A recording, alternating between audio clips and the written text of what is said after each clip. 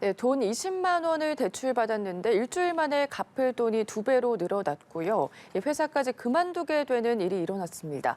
성착취와 불법 사금융이 섞인 신종 범죄 때문인데 어떤 사건인지 자세한 내용 임주혜 변호사와 짚어보겠습니다. 어서 오십시오. 안녕하세요.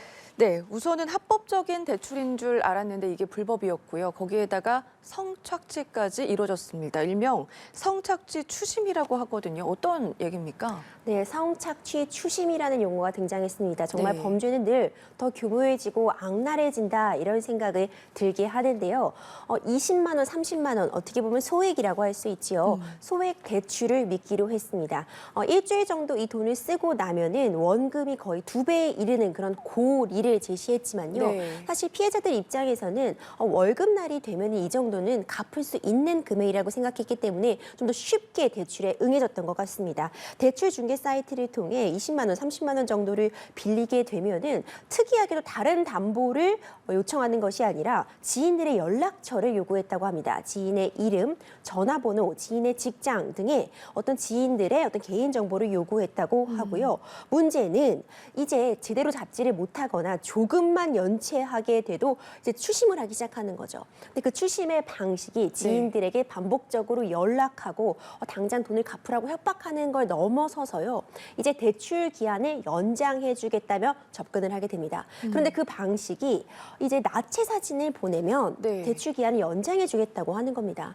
근데 이제 아무래도 피해자들은 이제 지인들에게도 자꾸 연락이 가게 되고 나의 정보를 알고 있는 상태에서 지속적으로 이렇게 추심을 당하게 되면 심리적으로 위축되게 되잖아요. 그래서 그 말을 믿고 텔레그램 등의 메신저를 활용해서 나체 사진을 보내는 경우가 생기게 된 거죠.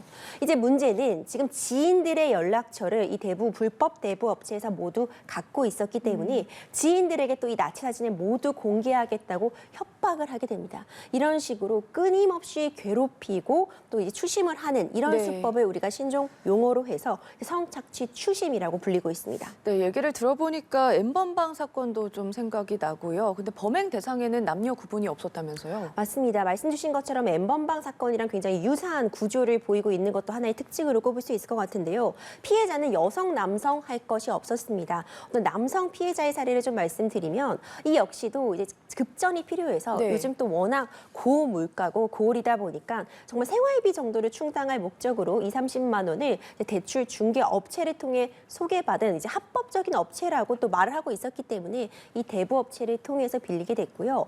이제 어떤 불법적인 앱을 깔라고 이제 소개를 받았는데 그 앱이 지인들의 연락처를 모두 가져가는 그런 앱이었습니다. 네. 이후에 또 유사한 수법입니다.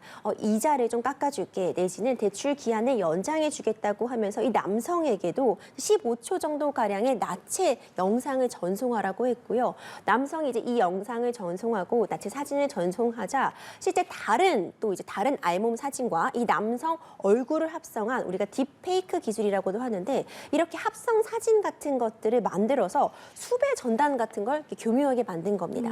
그러고서는 이제 당연히 이 사람의 신원도 공개하고 실제로 그렇지 않음에도 불구하고 뭐 성범죄자다 이런 식으로 이제 네. 공개 수배 전단을 만들어서 즉 이 남성의 지인들에게도 돌리고요. 또 이 케이스 같은 경우에는 담보로 이 사람의 SNS 계정을 요구했다고 해요. 네. 그럼 SNS 계정을 통하면은 이 사람의 지인들을 다 알 수 있기 때문에 지인에게 실제로 이 남성의 사진이 담겨 있는 불법 전단지 같은 것을 뿌렸다고도 합니다. 그러니까 피해자는 지금 여성, 남성 할 것 없이 굉장히 심각한 상황에 처해 있습니다.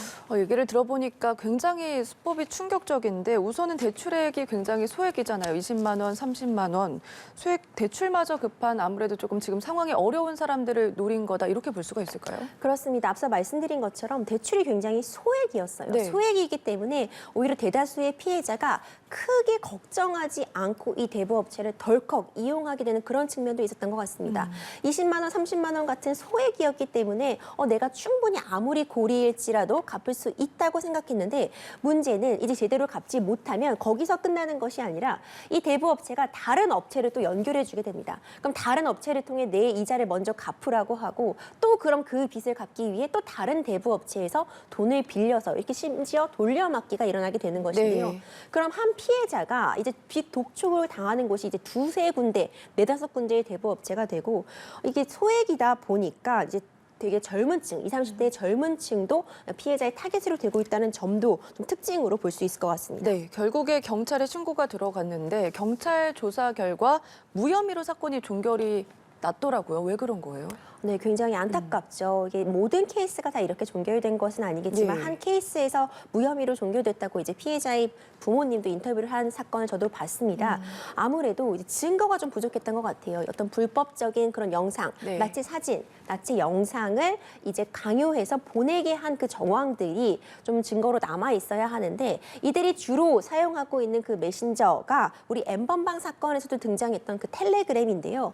이 텔레그램을 통해서 지금 나치 사진을 보내라고 한 후에 사진을 보내면 수초 내에, 수분 내에 이 계정 자체를 폭파해 버린다고 합니다. 네. 그러니까 미처 뭐 캡처를 해 두었다거나 아니면 다른 방식으로 이 증거를 남겨두지 않았다면은 실제로 이들이 어떤 요구에 의해서 내가 그런 사진을 보냈다는 것이 입증이 좀 어려운 부분도 충분히 있을 것 같고요.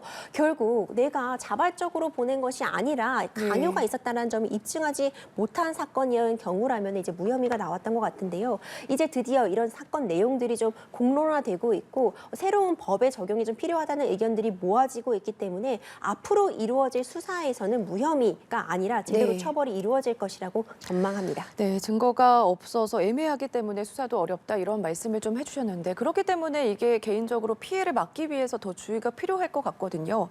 지금 현행 기준으로 처벌 수는 어떤지도 궁금합니다. 그렇습니다. 이 처벌 수위가 사실 이 처벌 규정들은 마련이 되어 있는데요. 네. 우리가 지금 성착취 추심이라는 어떻게 보면 새로운 용어가 등장을 했잖아요.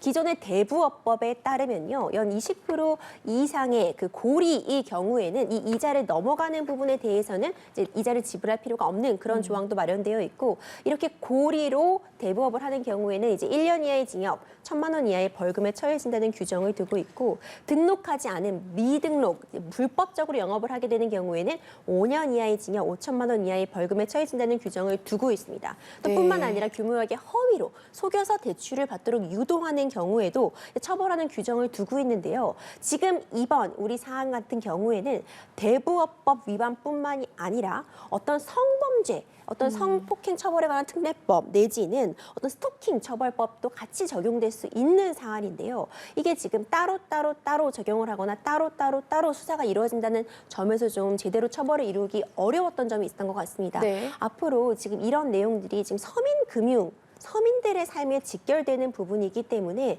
어떤 관련 법을 만든다거나 아니면 추가적으로 좀 이 내용을 좀 폭넓게 적용을 해서 한 번에 이런 내용을 처벌할 수 있는 그런 법 적용 마련이 좀 필요한 그런 상황입니다. 알겠습니다. 지인 연락처를 요구하는 업체는 우선은 이용해서는 안 된다는 점 다시 한번 확인을 해봐주셨으면 좋겠고요. 저희는 다음 사건으로 넘어가 보겠습니다. 아이들 관련된 사건인데요. 곧 새학기가 시작이 됩니다. 아마 처음으로 학교에 가는 아이들도 있을 것 같은데 실태 조사 결과가 나왔어요. 초등학교 취약 대상 아동 중에 소재가 확인되지 않는 어린이들이 있다면서요? 그렇습니다. 지난해 12월부터 이제 지난달 1월 18일까지 취약 대상 아동에 대해서 이제 전수조사가 들어갔습니다. 네. 이제 학교에 가야 되니까 아동들의 위치를 파악했는데 이제 여전히 코로나 상황들을 고려해서 대면 조사를 원칙으로 하되 이제 비대면 영상 통화를 통해서도 이제 아동들의 소재를 파악하도록 했는데요.